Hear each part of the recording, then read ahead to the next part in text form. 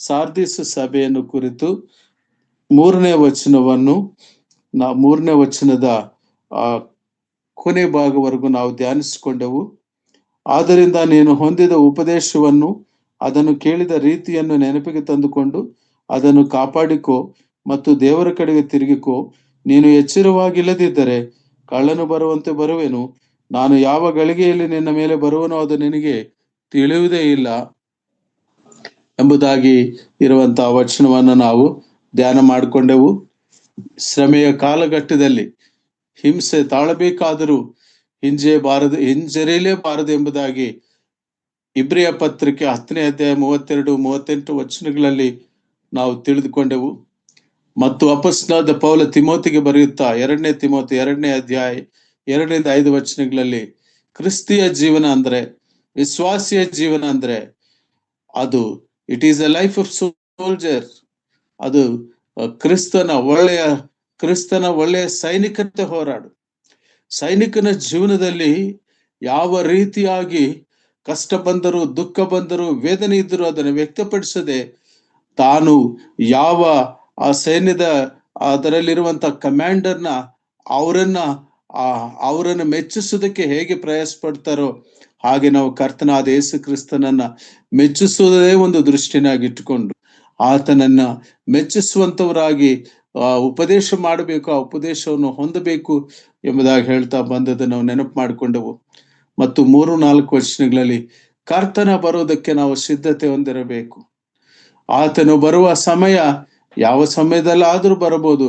ಆದ್ದರಿಂದ ಸಿದ್ಧತೆ ಉಳ್ಳವರಾಗಿರ್ಬೇಕೆಂಬುದನ್ನ ನಾವು ಜ್ಞಾಪ ಮಾಡಿಕೊಂಡೆವು. ಮಾರ್ಕನ ಸುವಾರ್ತೆ 13ನೇ ಅಧ್ಯಾಯ 35-37 ವಚನದವರೆಗೂ ಕೂಡ ನಾವು ನೋಡಿಕೊಂಡೆವು. ಹಾಗೆ 4ನೇ ವಚನವನ್ನ ಇವತ್ತು ನಾವು ಓದಿಕೊಳ್ಳೋಣ. ಯಾಕಂದ್ರೆ ಪ್ರಕಟಣೆ ಗ್ರಂಥವನ್ನು ಅದು ಬಿಡಿಸಿದಾಗ ಅದರ ಒಂದೊಂದು ವಾಕ್ಯ ಅದರಲ್ಲಿ ನಿಕ್ಷಿಪ್ತವಾಗಿರುವ, ನಿಗೂಢವಾಗಿರುವ, ನಿಧಿ ನಿಕ್ಷೇಪದ ಹಂತ ಇರುವಂತಹ ವಾಕ್ಯಗಳನ್ನು ನಾವು ಡಿಗ್ ಮಾಡಬೇಕು. We have to dig the word of god.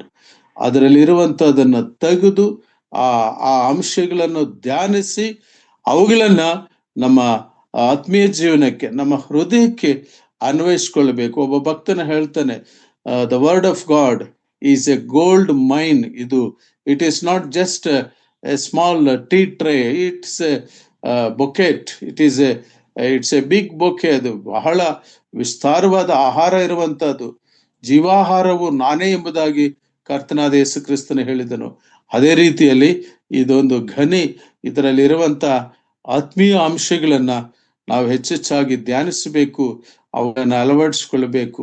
ಬನ್ನಿ, ಇವತ್ತು ನಾವು 4ನೇ ವಚನವನ್ನು ಓದಿಕೊಳ್ಳೋಣ. ನಾನು ಓದ್ತೇನೆ. ಪ್ರಕಟಣೆ ಗ್ರಂಥ 3ನೇ ಅಧ್ಯಾಯ 4ನೇ ವಚನ. ಆದರೂ ತಮ್ಮ ವಸ್ತ್ರಗಳನ್ನು ಮೈಲಿಗೆ ಮಾಡಿಕೊಳ್ಳದಿರುವ ಸ್ವಲ್ಪ ಜನರು ಸಾರ್ದಿಸಿನೊಳಗೆ ನಿನ್ನಲ್ಲಿದ್ದಾರೆ. ಅವರು ಯೋಗ್ಯರಾಗಿರುವುದರಿಂದ ಶುಭ ವಸ್ತ್ರಗಳನ್ನು ಧರಿಸಿಕೊಂಡು ನನ್ನ ಜೊತೆಯಲ್ಲಿ ನಡೆಯುವರು. ಒಂದು ಚಿಕ್ಕ ಪ್ರಾರ್ಥನೆ ಮಾಡಿಕೊಳ್ಳೋಣ. ಮಹಾಪರಿಶುದ್ಧನು, ಜೀವ ಸ್ವರೂಪನು, ನಮ್ಮನ್ನು ಬಹಳವಾಗಿ ಪ್ರೀತಿ ಮಾಡಿರುವಂತಹ ನಮ್ಮ ಪರಲೋಕದ ತಂದೆಯಾದ ದೇವರೇ, ಪ್ರಕಟಣೆ ಗ್ರಂಥ 3ನೇ ಅಧ್ಯಾಯ 4ನೇ ವಚನವನ್ನು ನಮ್ಮ ಧ್ಯಾನಾಂಶವನ್ನಾಗಿ ನಿನ್ನ ಮಧ್ಯದಲ್ಲಿ ತೆಗೆದುಕೊಂಡು ಬಂದಿದ್ದಕ್ಕಾಗಿ ಸ್ತೋತ್ರ ಕರ್ತನೆ. ಈ ವಾಕ್ಯದೊಂದಿಗೆ ಕರ್ತ ನೀನು ನಮ್ಮ ಸಂಗಡ ಮಾತನಾಡವನೇನು ಸ್ವಾಮಿ. ನಿನ್ನ ಮಾತುಗಳನ್ನು ಕರ್ತ ನಾವು ಕೇಳಿಸ್ಕೊಳ್ಳುವ ಹಾಗೆ ನೀನು ಕೃಪೆಯನ್ನು ಅನುಗ್ರಹಿಸು. ಅಪ್ರಯೋಜಕನು, ಅಸಮರ್ಪಕನಾದ ನನ್ನನ್ನು ಸ್ವಾಮಿ ಶಿಲುಬೆಯಲ್ಲಿ ಮರೆ ಮಾಡಿ ನಿನ್ನ ದಿವ್ಯ ಮಾತುಗಳನ್ನು ನೀನು ಅನುಗ್ರಹಿಸು. ನಮ್ಮ ಕರ್ತ, ನಮ್ಮ ರಕ್ಷಕನಾದ ಯೇಸು ಕ್ರಿಸ್ತವರ ಅತಿ ಪರಿಶುದ್ಧ ನಾಮದಲ್ಲಿ ಸ್ತೋತ್ರ ಸಮರ್ಪಣೆ ಮಾಡಿ ಬೇಡಿಕೊಳ್ಳುತ್ತೇವೆ ನಮ್ಮ ಪರಲೋಕದ ತಂದೆಯೇ, ಆಮೇನ್, ಆಮೇನ್. ಪ್ರಿಯರೇ, ಇದು ನಾವು ಶುಭ್ರ ವಸ್ತ್ರಗಳು ಎಂಬುದು 4ನೇ ವಚನದಲ್ಲಿ ಕಾಣ್ತೇವೆ. ವಸ್ತ್ರಗಳು ಒಂದು, ಅದೇ ವಚನದಲ್ಲಿ ಕೊನೆ ಭಾಗದಲ್ಲಿ ಶುಭ್ರ ವಸ್ತ್ರಗಳನ್ನು ಧರಿಸಿಕೊಂಡು ನನ್ನ ಜೊತೆಯಲ್ಲಿ ನಡೆಯುವರು. ಅಂದರೆ ಈ ವಸ್ತ್ರಗಳು ಎಂಬುದಾಗಿ ಹೇಳುವಾಗ ಇದು ನಮ್ಮ ಶರೀರಕ್ಕೆ ನಾವು ವಸ್ತ್ರಗಳನ್ನು ಹಾಕೊಳ್ತೇವೆ. ಚಳಿಗಾಲ ಬಂದಾಗ ಚಳಿಯನ್ನು ತಡೆದುಕೊಳ್ಳೋದಕ್ಕೆ ವಾರ್ಮ್ ಕ್ಲೋತಿಂಗ್ಸ್, ಸ್ವೆಟರ್ಸ್ ಹಾಕೊಳ್ತೇವೆ, ಶಾಲ್ ತಗೊಳ್ತೇವೆ. ಯಾಕಂದ್ರೆ ಈ ಶರೀರಕ್ಕೆ ಆ ವಸ್ತ್ರದ ಅವಶ್ಯಕತೆ ಇರ್ತದೆ. ಸಮ್ಮರ್ ಸೀಸನ್ ಬಂದಾಗ ನಾವು ಹಾಕೊಳ್ಳುವಂತ ವಸ್ತ್ರಗಳು ಆ ಸಮ್ಮರ್ನ ಎಫೆಕ್ಟ್ ತಟ್ಕೊಳ್ಳಿಕ್ಕಾಗುವಂಥದ್ದನ್ನ ನಾವು ಹಾಕೊಳ್ತೀವಿ. ಆದರೆ ಇಲ್ಲಿ ಪ್ರಸ್ತಾಪಿಸಲ್ಪಟ್ಟಂತ ವಸ್ತ್ರಗಳು ಇದು ಶರೀರಕ್ಕಾಗಿರುವಂತ ವಸ್ತ್ರಗಳಲ್ಲ. ಅದಕ್ಕೆ ನಾವು ಧ್ಯಾನ ಮಾಡುವಾಗ ಗಮನಿಸಬೇಕು, ಸತ್ಯವೇದದ ಪದಗಳಿಗೆ ಅರ್ಥಗಳು ಆತ್ಮೀಕ ಅರ್ಥ ಬೇರೆ ಇರ್ತದೆ, ಭಾಷಾರ್ಥ ಬೇರೆ ಇರ್ತದೆ, ಭಾವಾರ್ಥ ಬೇರೆ ಇರ್ತದೆ. ಸರಿಯಾದ ಅರ್ಥವನ್ನ ಗ್ರಹಿಸ್ಕೊಳ್ಳಿಕ್ಕೆ ಹೆಚ್ಚು ಸಮಯ ಕರ್ತನ ಸನ್ನಿಧಿಯಲ್ಲಿ ನಾವು ಧ್ಯಾನಿಸಬೇಕು, ಪ್ರಾರ್ಥಿಸಬೇಕು, ಧ್ಯಾನಿಸಬೇಕು. ಅದರಲ್ಲಿರುವಂತಹ ಸತ್ಯ ಸಂಗತಿಗಳನ್ನ ನಾವು ಒಂದೊಂದು ಆಗಿ ಆತನ ಸನ್ನಿಧಿಯಲ್ಲಿ ನಾವು ಕಾದಿಟ್ಟು ಸತ್ಯವನ್ನು ತಿಳಿದುಕೊಳ್ಬೇಕು ಪ್ರಿಯರೇ. ಹಾಗಾದ್ರೆ ಈ ವಸ್ತ್ರಗಳು ಯಾವ ಎಂಬುದಾಗಿ ಹೇಳುವಾಗ ಆತ್ಮೀಯ ವಸ್ತ್ರಗಳು. ನಮ್ಮಲ್ಲಿ ಆತ್ಮ, ನಾವು ಗಮನಿಸ್ತೇವೆ ಜ್ಞಾನೋಕ್ತಿಗಳ ಗ್ರಂಥದಲ್ಲಿ ನರಮನುಷ್ಯನ ಆತ್ಮ, ನರನಿ ಆತ್ಮ ಯೆಹೋವ ಪೆಟ್ಟಿನ ದೀಪಂ ಎಂಬುದಾಗಿ ತೆಲುಗು ಭಾಷೆಯಲ್ಲಿದೆ. ಯೆಹೋವನು ಇಟ್ಟಿರುವಂತಹ ದೀಪ ಎಂಬುದಾಗಿ ಆ ಆತ್ಮ ನಮ್ಮಲ್ಲಿದೆ. ಈ ಆತ್ಮಕ್ಕೆ ನಾವು ಧರಿಸಿಕೊಳ್ಳಬೇಕಾಗಿರುವಂತ ವಸ್ತ್ರಗಳು 5 ರೀತಿ ವಸ್ತ್ರಗಳನ್ನ ನಾವು ಸತ್ಯವೇದದಲ್ಲಿ ಕಾಣ್ತೀವಿ ಪ್ರಿಯರೇ. ಈ ನಾವು ಹಾಕೊಳ್ಳುವ ವಸ್ತ್ರಗಳ ಪ್ರತ್ಯೇಕತೆ ಏನಂದ್ರೆ ಇದು ನಮಗೆ ಮಾತ್ರ ಭದ್ರತೆ ನೀಡುವಂಥವು, ನಾವು ಮಾತ್ರ ಹಾಕೊಳ್ಳುವಂಥವು. ಒಂದು ವೇಳೆ ಚಂದ ಹೇಳುವಂಥವು ಹಾಕ್ತಿರ್ಬೋದು, ಆಯಾ ಸೀಸನ್ಗೆ ತಕ್ಕ ಇರುವಂಥದ್ದು ನಮ್ಮ ಶರೀರಕ್ಕೆ ಹಾಕುವಂಥದ್ದು ಇರಬಹುದು. ಆದ್ರೆ ನಾವು ಹಾಕೊಳ್ಳುವ ಆತ್ಮೀಯ ವಸ್ತ್ರಗಳು ಇತರರಿಗೂ ಕೂಡ ಸಂರಕ್ಷಣೆ ಕೊಡ್ತವೆ, ಇತರರಿಗೂ ಕೂಡ ತಂಪು ಕೊಡ್ತವೆ, ಇತರರಿಗೂ ಕೂಡ ಸಮಾಧಾನ ಕೊಡ್ತವೆ. ಇವೇ ಆತ್ಮೀಯ ವಸ್ತ್ರಗಳು. ಸತ್ಯವೇದದಲ್ಲಿ ದೇವರಾತ್ಮನು ಸಾರ್ದಿಸ್ ಸಭೆಯಲ್ಲಿ ಕೆಲವರಿದ್ದಾರೆ. ಎಷ್ಟು ಒಳ್ಳೆಯ ವಾಗ್ದಾನಗಳನ್ನು ಕರ್ತನು ಕೊಡ್ತಾನೆ ಪ್ರಿಯರೇ. ಯಾಕಂದ್ರೆ ಪ್ರಾರಂಭದಲ್ಲಿ ಹೇಳ್ತಾನೆ ಸಾರ್ದಿಸ್ ಸಭೆ it is A dead church. ನಾವು ಮೊದಲ ವಚನದಲ್ಲಿ ನೋಡ್ತೇವೆ ಆತನ ಏನು ಹೇಳ್ತಾನೆ, ನೀನು ಜೀವಿಸುವವನು ಎಂದ ಹೆಸರು ನಿನಗಿದ್ದರೂ ಸತ್ತವನಾಗಿದೆ ಎಂಬುದನ್ನು. What A direct statement. ಆದಾಗ್ಯೂ ತಕ್ಷಣ 2ನೇ ವಚನದಲ್ಲಿ ಪ್ರೀತಿ ಇರುವ ದೇವರು, ಮಮತೆ ಇರುವ ದೇವರು, ಮಮಕಾರ ಇರುವ ದೇವರು, ಅನುಗ್ರಹ ಇರುವ ದೇವರು, ಎಚ್ಚರವಾಗಿರು. He admonishes and at the same time he loves us. ಇದು ನಮ್ಮ ಕರ್ತನಾದ ಯೇಸು ಕ್ರಿಸ್ತನಲ್ಲಿರುವಂತ ಏಕತೆ ಪ್ರಿಯರೇ. ಆತ ಆ ಸಾರ್ದಿಸ್ ಸಭೆಗೆ ಈ ಮಾತುಗಳನ್ನು ಹೇಳ್ತಾ ಎಚ್ಚರವಾಗಿರು ಎಂಬುದನ್ನು ನಾವು ಧ್ಯಾನಿಸ್ತಾ ಬಂದೆವು. ಅದರ ಅರ್ಥ ಏನೆಂಬುದನ್ನು ಕೂಡ ನಾವು ತಿಳ್ಕೊಳ್ತಾ ಬಂದೆವು. 3ನೇ ವಚನಕ್ಕೆ ಬಂದಾಗ ಆತ ನಮ್ಮ ಉಪದೇಶವನ್ನು ಕಾಪಾಡಿಕೋ, ಸತ್ಯವೇದಾನುಸಾರ ವಿಶ್ವಾಸಿಗಳಾದ ನಮಗಿರುವ ಉಪದೇಶ ಏನೆಂಬುದನ್ನು ನಾವು ಯೋಚನೆ ಮಾಡಿದೆವು, ಆಲ್ರೆಡಿ ಅದನ್ನ ಧ್ಯಾನಿಸಿದೆವು. ಆದ್ರೆ ಈಗ is talking about the garments, spiritual garments, ಆತ್ಮಿಕ ವಸ್ತ್ರ, ಶುಭ್ರ ವಸ್ತ್ರಗಳು, ಮೈಲಿಗೆ ಆಗದ ವಸ್ತ್ರಗಳು, ಇವು ಯಾವ ಎಂಬುದನ್ನ ಸತ್ಯವೇದದ ಬೆಳಕಿನಲ್ಲಿ ನಾವು ಒಂದೊಂದಾಗಿ ಧ್ಯಾನಿಸ್ತಾ ಹೋಗೋಣ. ಕೊಲೊಸ್ಸದವರು ಬರೆದ ಪತ್ರಕ್ಕೆ 3ನೇ ಅಧ್ಯಾಯ 13ನೇ ವಚನ. ದಯಮಾಡಿ ಯಾರಾದರೂ ತೆಗೆದ್ರು ಕೂಡ ಓದ್ಬೋದು. ಕೊಲೊಸ್ಸ 3:13. ಮತ್ತೊಬ್ಬನ ಮೇಲೆ ತಪ್ಪು ಹೊರಿಸುವುದಕ್ಕೆ ಕಾರಣವಿದ್ದರು. ಅದೇ ಓದಿ. ಮತ್ತೊಬ್ಬನ ಮೇಲೆ ತಪ್ಪು ಹೊರಿಸುವುದಕ್ಕೆ ಕಾರಣವಿದ್ದರು ತಪ್ಪು ಹೊರಿಸದೆ ಒಬ್ಬರಿಗೊಬ್ಬರು ಸೈರಿಸಿಕೊಂಡು ಕ್ಷಮಿಸಿರಿ. ಕರ್ತನು ನಿಮ್ಮನ್ನು ಕ್ಷಮಿಸಿದಂತೆಯೇ ನೀವು ಕ್ಷಮಿಸಿರಿ.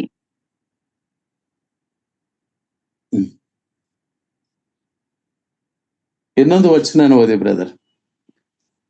ಇದೆಲ್ಲದರ ಮೇಲೆ ಪ್ರೀತಿಯನ್ನು ಧರಿಸಿಕೊಳ್ಳಿರಿ, ಅದು ಸಮಸ್ತವನ್ನು ಸಂಪೂರ್ಣ ಮಾಡುವ ಬಂಧವಾಗಿದೆ. ಕ್ರಿಸ್ತನಿಂದಾದ ಸಮಾಧಾನ ಇರ್ಲಿ. ಥ್ಯಾಂಕ್ ಯು ಬ್ರದರ್,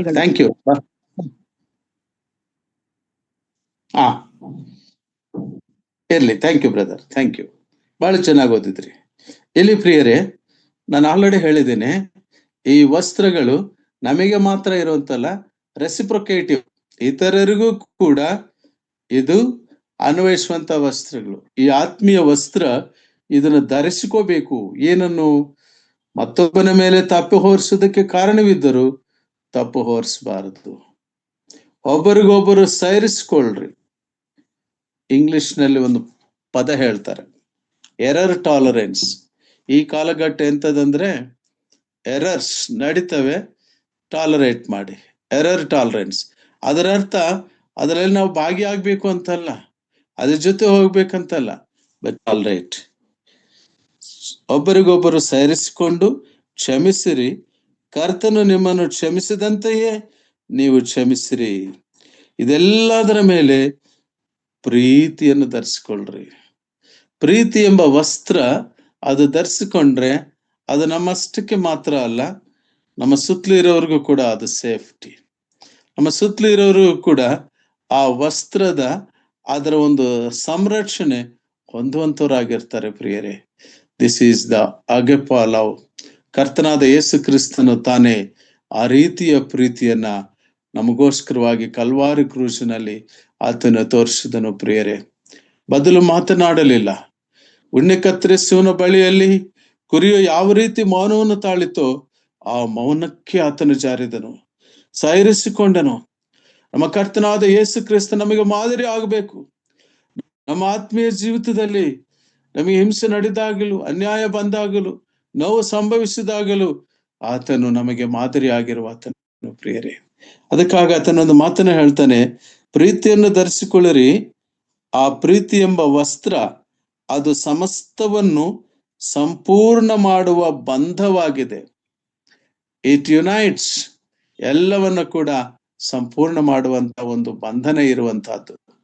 ಆ ರೀತಿಯ ಆತ್ಮೀಕ ಪ್ರೀತಿಯ ಗುಣ ಇರುವಂತವರು ಸಾರ್ದೀಸು ಸಭೆಯಲ್ಲಿ ಆ ಕಾಲದಲ್ಲಿದ್ದರು.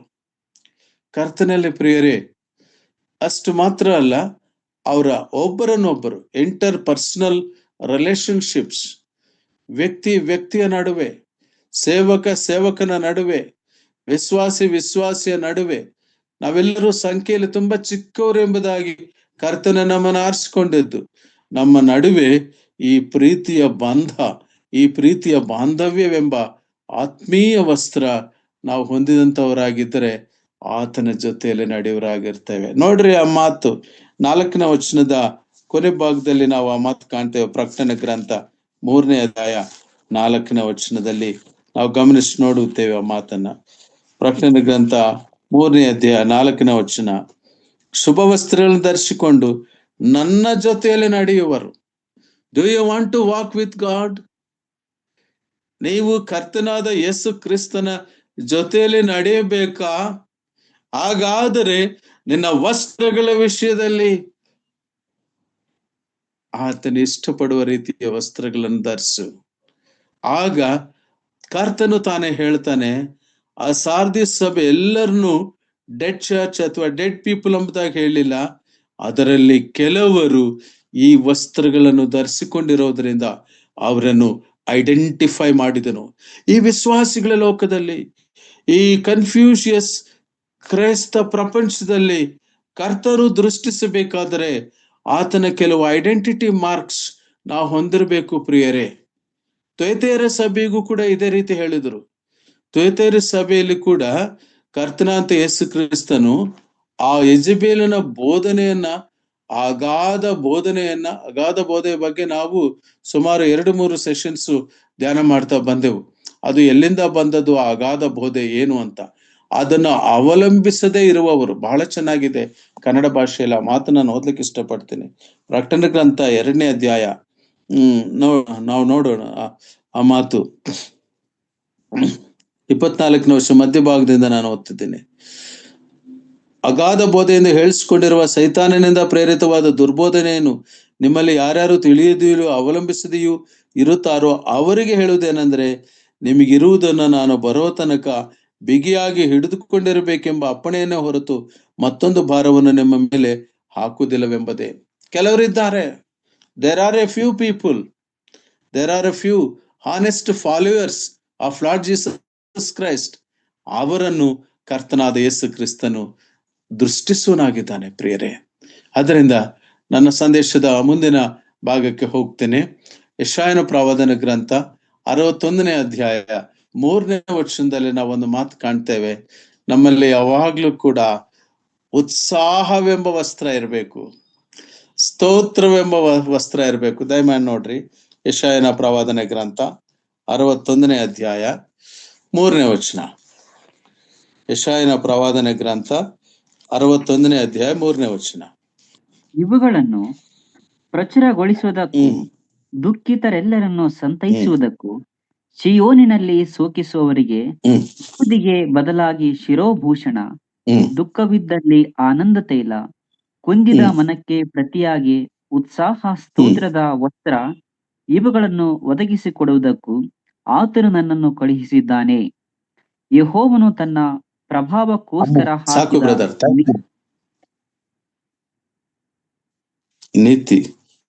ನೀತಿ ವೃಕ್ಷಗಳೆಂಬ ಬಿರುದು ಇವರಿಗಾಗುವುದು. ಕರ್ತನಲ್ಲಿ ಪ್ರಿಯರೇ, ಇವರಿಗೆ ನೀತಿ ವೃಕ್ಷಗಳೆಂಬ ಬಿರುದಾಗುವುದು. ಮೊದಲನೇ ವಚನದಲ್ಲಿ ಕೆಲವು ಮಾತುಗಳನ್ನ ನಾವು ನೋಡುವಾಗ, ಆತನ ನನ್ನನ್ನು ಬಡವರಿಗೆ ಶುಭ ವರ್ತಮಾನವನ್ನು ಸಾರುವುದಕ್ಕೂ ಅಭಿಷೇಕಿಸಿದನು, ಮನ ಮುರಿದವರನ್ನು ಕಟ್ಟಿ ವಾಸಿ ಮಾಡುವುದಕ್ಕೂ, ನೆರೆಯವರಿಗೆ ಬಿಡುಗಡೆ ಆಗುವುದನ್ನು, ಬಂದಿಗಳಿಗೆ ಕದ ತೆರೆಯುವುದನ್ನು ಪ್ರಸಿದ್ಧಿಪಡಿಸುವುದಕ್ಕೂ ಯೆಹೋವನು ನೇಮಿಸಿರುವ ಶುಭ ವರ್ಷ, ನಮ್ಮ ದೇವರು ಮುಯಿ ತೀರಿಸುವ ದಿನ, ಇವುಗಳನ್ನು ಪ್ರಚುರಗೊಳಿಸುವುದಕ್ಕೂ ದುಃಖಿತರೆಲ್ಲರನ್ನು ಸಂತೈಸುವುದಕ್ಕೂ ಚಿಯೋನಲ್ಲಿ ಶೋಕಿಸುವವರಿಗೆ ಬೂದಿಗೆ ಬದಲಾಗಿ ಶಿರೋಭೂಷಣ, ದುಃಖವಿದ್ದಲ್ಲಿ ಆನಂದ ತೈಲ, ಕುಂದಿದ ಮನಕ್ಕೆ ಪ್ರತಿಯಾಗಿ ಉತ್ಸಾಹ ಸ್ತೋತ್ರದ ವಸ್ತ್ರ, ಇವುಗಳನ್ನು ಕೊಡುವುದಕ್ಕೆ ಆತನು ನನ್ನನ್ನು ಕಳಿಸಿದ್ದಾನೆ. ಕರ್ತನಲ್ಲಿ ಪ್ರಿಯರೇ, ರಕ್ಷಕನ ಅಂತ ಯೇಸು ಕ್ರಿಸ್ತನ ಈ ಒಂದು ಅದ್ಭುತವಾದಂತ ಮಾತುಗಳು ನಾವಿಲ್ಲಿ ಪ್ರತಿಧ್ವನಿ ಕಾಣ್ತೇವೆ. ಸೆರೆಯಲ್ಲಿರೋರನ್ನ ಬಿಡಿಸೋದಕ್ಕೆ, ದುಃಖಿತರನ್ನ ಪರಾಮರ್ಶಿಸೋದಕ್ಕೆ, ಮನ ಮುರಿದವರನ್ನ ಕಟ್ಟಿ ವಾಸ ಮಾಡೋದಕ್ಕೆ. How many people are broken in their hearts today. ಇವತ್ತು ಎಷ್ಟು ಜನ ಮನ ಮುರಿದವರಿದ್ದಾರೆ, ಸೆರೆಮನೆಗಳಲ್ಲಿದ್ದಾರೆ, ಜೈಲುವಾಸ ಅನ್ನೋದಿದ್ದಾರೆ. ಅದರಲ್ಲಿ ಎಷ್ಟೋ ಜನ ಅವರು ತಪ್ಪು ಮಾಡದಲೆ ನಿರಪರಾಧಿಗಳು ಹೋಗಿದ್ದಾರೆ, ಕೆಲವರು ಅಪರಾಧ ಮಾಡಿ ಹೋಗಿದ್ದಾರೆ. ಆದ್ರೆ ಇವತ್ತು ದೇವ್ರ ನಾಮಕ್ಕೆ ಸ್ತೋತ್ರವಾಗಲಿ, ಪ್ರೆಸೆಂಟ್ ಮಿನಿಸ್ಟ್ರಿ ಮೂಲಕವಾಗಿ ಆ ರೀತಿ ಇರುವವರನ್ನ ಕೂಡ ಸಂಧಿಸ್ಲಿಕ್ಕಾಗಿ ದೇವರು ನಡೆಸ್ತಾ ಇದ್ದಾರೆ. ಪ್ರಿಯರೇ, ಕರ್ತನ ನಾಮಕ್ಕೆ ಸ್ತೋತ್ರವಾಗಲಿ. ಆ ಉತ್ಸಾಹವೆಂಬ ಸ್ತೋತ್ರ, ನಾವು ಭಾನುವಾರ ಆರಾಧನೆಗೆ ಹೋಗುವಾಗ ನಾನು ನನ್ನ ಕರ್ತನಿಗೆ ನಾನು ಸ್ತೋತ್ರ ಸಲ್ಲಿಸ್ತೇನೆ, ಉತ್ಸಾಹದಿಂದ ಮಾಡ್ತೇನೆ. ಯಾಕಂದ್ರೆ we are new creation in the lord Jesus Christ. ಕರ್ತನಾದ ಯೇಸು ಕ್ರಿಸ್ತನಲ್ಲಿ ನಾವು ನೂತನ ಸೃಷ್ಟಿ. ಪ್ರತಿದಿನ ನೂತನವಾಗಿ ಹೊದಗಿ ಬರ್ತಾ ಇರ್ತದೆ, ಒಂದೊಂದು ದಿನನೂ ಕೂಡ. ಯೆರೆಮೀಯನ ಪ್ರಲಾಪ ವಾಕ್ಯಗಳೆಲ್ಲ ನಾವು ಆ ಮಾತನ್ನು ಕಾಣ್ತೇವೆ. ಕರ್ತನಲ್ಲಿ ಪ್ರಿಯರೇ, ಆ ಉತ್ಸಾಹವೆಂಬ ವಸ್ತ್ರ, ಸ್ತೋತ್ರವೆಂಬ ವಸ್ತ್ರ ನಾವು ಧರಿಸಿಕೊಂಡಿರ್ಬೇಕೆಂಬುದಾಗಿ ದೇವರ ವಾಕ್ಯ ನಮಗೆ ಹೇಳುತ್ತದೆ. ಉತ್ಸಾಹದಿಂದ ನಾವು ಹೊರಡ್ತಾ ಇದ್ವಾ? ಸಭೆಗೆ ಹೋಗುವಾಗ ನಮ್ಮಲ್ಲಿ ಉತ್ಸಾಹ ಉಂಟಾ? ಏನಕ್ಕೆ? ಸ್ತೋತ್ರ ನಾವು ಪ್ರತಿ ಭಾನುವಾರ ಒಂದು ವೇಳೆ ಹೇಳಕ್ಕೆ ಅವಕಾಶ ಆಗದೆ ಇರ್ಬೋದು, ಆದರೆ ಕೊನೆಯಲ್ಲಿ ಆಮೇನ್ ಅಂತ ಹೇಳ್ತೀವಲ್ಲ, ಆಮೇನ್ ಅಂತ ಹೇಳಿದಾಗ ಆ ಪ್ರಾರ್ಥನೆಯು ಪರಲೋಕಕ್ಕೆ ದಾಖಲಾಗುತ್ತೆ. ಗಾಬ್ರಿಯೇಲ ದೂತ ಆ ದಾನಿಯೇಲ ಗ್ರಂಥದಲ್ಲಿ ನಾವು ಕಾಣ್ತೇವೆ, ಯಾವಾಗ ದಾನಿಯೇಲನ ವಿಜ್ಞಾಪನೆ ಪ್ರಾರ್ಥನೆಯಲ್ಲಿ ಹೋಯ್ತು, ತಕ್ಷಣ ಗಾಬ್ರಿಯೇಲನು ಹಸುರಾಗಿ ಇಳಿದು ಬರ್ತಾನೆ. ದಾನಿಯೇಲ ಗ್ರಂಥ 9:23 ವಚನ ನಾವು ಕಾಣ್ತೇವೆ. ವೆರೆವರ್ ಯು ಪ್ರೇ, ಆಮೇನ್ ಅಂದ ತಕ್ಷಣ ಪ್ರಾರ್ಥನೆಯು ಪರಲೋಕಕ್ಕೆ ಹೋಗ್ತದೆ. ಪ್ರಿಯರೇ, ಅಲ್ಲೇ ರೆಕಾರ್ಡ್ ಆಗ್ತದೆ. ಹಾಗಾಗಿ ನಮ್ಮ ಪ್ರಾರ್ಥನೆಯ ಆ ಸಂದರ್ಭಕ್ಕೆ, ಆ ಒಂದು ಸನ್ನಿವೇಶಕ್ಕೆ ನಾವು ಸೇರುವಾಗ, ಆರಾಧನೆಯಲ್ಲಿ ನಾವು ಆತನಿಗೆ ಸ್ತೋತ್ರ ಮಾಡುವಾಗ, ಒಬ್ಬ ಸಹೋದರ ಸ್ತೋತ್ರ ಹೇಳಿದಾಗ ನಾವು ಆಮೇನ್ ಅಂದ್ರೆ ನಾವು ಸ್ತೋತ್ರ ಮಾಡಿದ ಹಾಗೆ. ಆ ಸ್ತೋತ್ರ ಉತ್ಸಾಹದಿಂದ ಹೇಳಿದಾಗ, ಕೆಲವು ಕಡೆ ಆಮೇನ್ ಶಬ್ದಗಳು ಹೆಚ್ಚಾಗಿ ಕೇಳಿ ಬರೋದಿಲ್ಲ. ಒಂದು ವೇಳೆ ಮನಸ್ಸಿನಲ್ಲಿ ಅಂದ್ಕೊಳ್ತಿರ್ತಾರೇನೋ, ಸ್ವಲ್ಪ ಕೇಳಿಸ್ತಾ ಇರ್ತದೆ. ಆದ್ರೆ ಆಮೇನ್ ಅಂದಾಗ ಆ ಸ್ತೋತ್ರ ಅದು ದೇವರಿಗೆ ಸಲ್ಲಿಸಿದ ಹಾಗೆ. ಉತ್ಸಾಹ ವಸ್ತ್ರ, ಸ್ತೋತ್ರವೆಂಬ ವಸ್ತ್ರ ಧರಿಸಿಕೊಂಡಿರುವಂತವ್ರು ನಾವಾಗಿರ್ಬೇಕು. ಪ್ರಿಯರೇ, ಎಲ್ಲ ಕಾಲದಲ್ಲಿಯೂ ದೇವರಿಗೆ ಸ್ತೋತ್ರ ಹೇಳ್ಬೇಕು. ಸ್ಟೀವೆನ್ಸನ್ ಬ್ರದರ್ ಒಂದ್ಸರಿ ಹೇಳಿದ್ರು, ನಾವು ಪ್ರಯಾಣ ಮಾಡುವಾಗಲೂ ದೇವರೊಂದಿಗೆ ಮಾತನಾಡ್ಬೋದು, ಪ್ರಾರ್ಥನೆ ಮಾಡ್ಬೋದು. ನಾವು ಮನೆಯಲ್ಲಿರುವಾಗಲೂ ಅಥವಾ ಇನ್ನೇನೋ ಯೋಚನೆ, ಇನ್ನೆಲ್ಲೋ ಹೋಗ್ತಿರುವಾಗ್ಲೂ ಕೂಡ ನಮ್ಮ ಬದುಕೆ ಸ್ತೋತ್ರ ಪ್ರಾರ್ಥನೆಯ ಆ ಒಂದು ಜೀವನ ಆಗ್ಬೇಕು. ಸ್ಪಿರಿಚುವಲ್ ಲೈಫ್, ಆ ವಸ್ತ್ರಗಳನ್ನ ನಾವು ಧರಿಸಿಕೊಳ್ಳುವಂತವರಾಗಿರ್ಬೇಕು. ಅದು ನಮ್ಮ ದಿನನಿತ್ಯದ ಬದುಕಿನ ಶೈಲಿ ಆಗ್ಬೇಕು. ಯೋಬನ ಹಾಗೆ ಪ್ರಾರ್ಥನೆ ಸ್ತೋತ್ರ ಮಾಡ್ತಾನೆ. ಯೆಹೋವನು ಕೊಟ್ಟನು, ಯೋಬ ಗ್ರಂಥ 1:21 ಯೆಹೋವನು ಕೊಟ್ಟನು, ಯೆಹೋವನು ತೆಗೆದುಕೊಂಡನು, ಯೆಹೋವನ ನಾಮಕ್ಕೆ ಸ್ತೋತ್ರವಾಗಲಿ. ದುಃಖದಿಂದ ಹೇಳ್ತಾ ಇಲ್ಲ ಯೋಬ, ಎಲ್ಲವನ್ನೂ ನಾಶವಾಯ್ತು ಎಂಬುದಾಗಿ ಅಳ್ತಾ ಹೇಳ್ತಿಲ್ಲ ಸ್ತೋತ್ರ, ಉತ್ಸಾಹದಿಂದ ಸ್ತೋತ್ರ ಹೇಳ್ತಾನೆ. ಆ ವಸ್ತ್ರ ದೇವರಿಗೆ ಇಷ್ಟವಾದದ್ದು, ಆ ವಸ್ತ್ರವನ್ನು ದೇವರು ದೃಷ್ಟಿಸ್ತಾನೆ, ಅದು ಶುಭ್ರ ವಸ್ತ್ರ.